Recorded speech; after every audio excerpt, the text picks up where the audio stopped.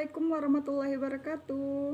Hai, apa kabar anak-anak ibu yang hebat? Semoga kalian selalu berada dalam keadaan sehat ya. Bertemu lagi bersama Ibu Tika dalam pelajaran Bahasa Indonesia. Semoga pandemi COVID-19 tidak membuat kalian putus asa dalam belajar dimanapun dan kapanpun. Hari ini kita akan membahas tentang teks eksplanasi. Sebelum mempelajari lebih jauh tentang teks eksplanasi, mari kita berdoa terlebih dahulu. Berdoa dimulai. Berdoa selesai. Ada yang tahu apa itu teks eksplanasi? Atau ada yang sudah pernah membaca contoh teks eksplanasi? Kalau yang sudah, bagus. Kalau yang belum, jangan berputus asa. Hari ini kita akan bersama-sama mempelajari tentang teks eksplanasi. Sebelumnya, mari simak gambar berikut ini. Gambar pertama, gambar kedua.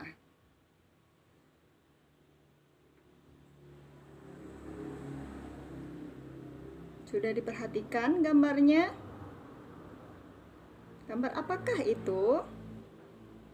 Ya, benar. Itu adalah gambar-gambar tentang fenomena yang terjadi di lingkungan kita. Lalu, apa hubungannya dengan teks eksplanasi yang akan kita pelajari? Dan apa itu teks eksplanasi? Fenomena alam, sosial, maupun budaya yang terjadi dalam kehidupan sehari-hari. Lalu, apa tujuan dibuatnya teks eksplanasi? Tujuan dari teks eksplanasi sendiri yakni memberikan informasi atau pemahaman kepada khalayak tentang proses bagaimana dan mengapa suatu fenomena atau peristiwa dapat terjadi. Lalu, ciri-ciri teks eksplanasi itu sendiri, yang pertama, informasi yang dimuat berdasarkan fakta, bukan hoax ya. Yang kedua, membahas suatu fenomena yang bersifat keilmuan atau berdasarkan ilmu pengetahuan. Yang ketiga, bersifat informatif, yakni memberikan informasi kepada pembaca dan tidak berusaha mempengaruhi pembaca. Lalu, apa saja jenis-jenis dari teks eksplanasi ini? Jenis teks eksplanasi ada 3. Yang pertama, teks eksplanasi fenomena alam, yakni berisi tentang bencana alam, pemanasan global, dan lain-lain. Yang kedua, ada fenomena sosial. Contohnya, ada tentang kemiskinan, kenakalan remaja, dan lain-lain. Teks eksplanasi yang ketiga yaitu tentang fenomena budaya, seperti wayang golek, nganggung, dan lain-lain. Bagaimana pola pengembangan dari teks eksplanasi? Pola-pola pengembangan teks eksplanasi ada 2. Yang pertama, pola pengembangan kronologis, yakni menjelaskan tentang suatu urutan peristiwa yang saling berhubungan. Yang kedua, pola pengembangan kausalitas, menjelaskan tentang sebab akibat suatu peristiwa. Bagaimana struktur teks eksplanasi? Struktur teks eksplanasi ada 3. Yang pertama, identifikasi fenomena atau pernyataan umum, yakni berisi gambaran awal tentang hal yang akan disampaikan. Yang kedua, ada rangkaian kejadian, yakni berisi tentang rincian proses kejadian fenomena yang akan dibahas. Yang ketiga, ada ulasan atau interpretasi, yakni berisi komentar atau penilaian penulis atas fenomena yang dibahas, dan juga bisa berisi tentang rangkuman yang disertai pendapat penulis.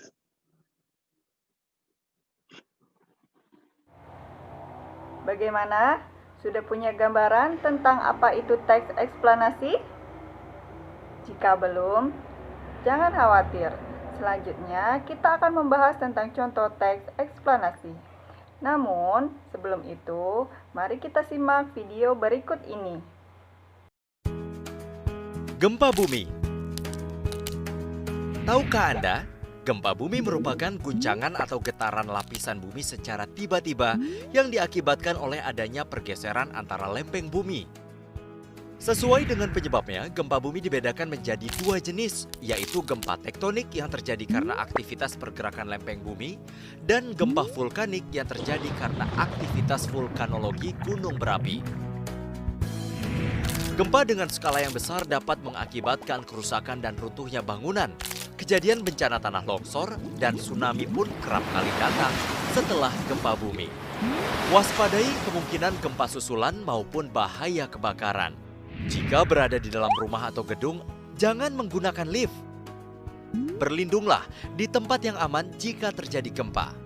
Jauhi kaca, cermin, dan benda-benda yang tergantung. Jika berada di luar rumah, carilah daerah terbuka. Jauhi pohon, lampu jalan, tiang listrik, dan papan reklame.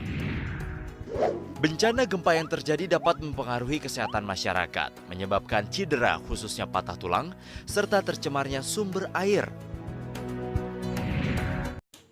Demikian tadi contoh video tentang proses terjadinya gempa bumi. Lalu, bagaimana jika proses terjadinya gempa bumi ditulis ke dalam sebuah teks eksplanasi? Berikut contohnya.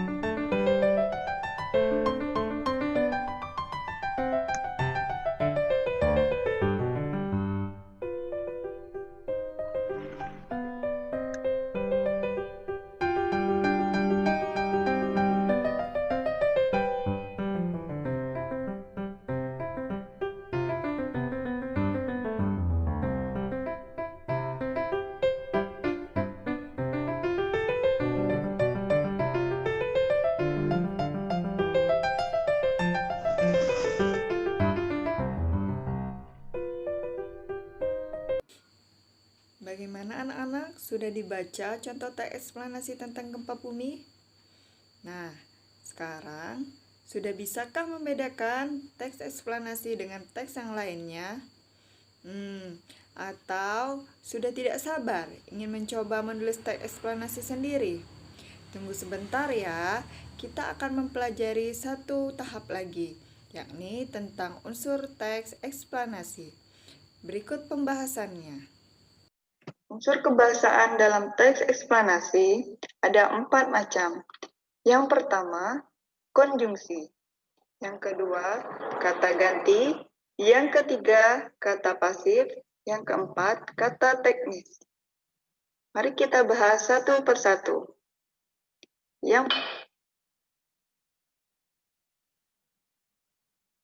Konjungsi dalam teks eksplanasi ada 2 macam.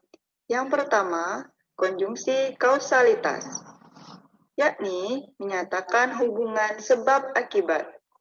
Contohnya, sebab, karena, oleh karena itu, oleh sebab itu, sehingga.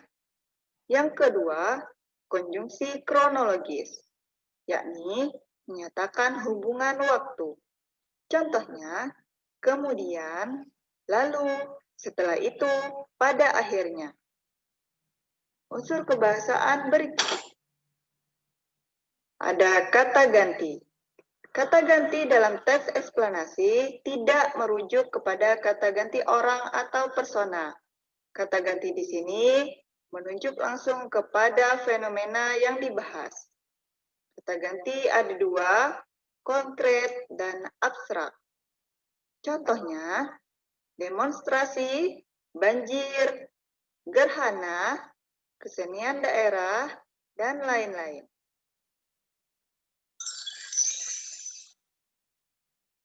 Unsur kebahasaan yakni Kata kerja pasif. Kata yang bentuk dasarnya berimbuhan di dan ter. Contohnya, terlihat, terbagi, terwujud, dimulai, ditimbun, dilahirkan, dan lain-lain.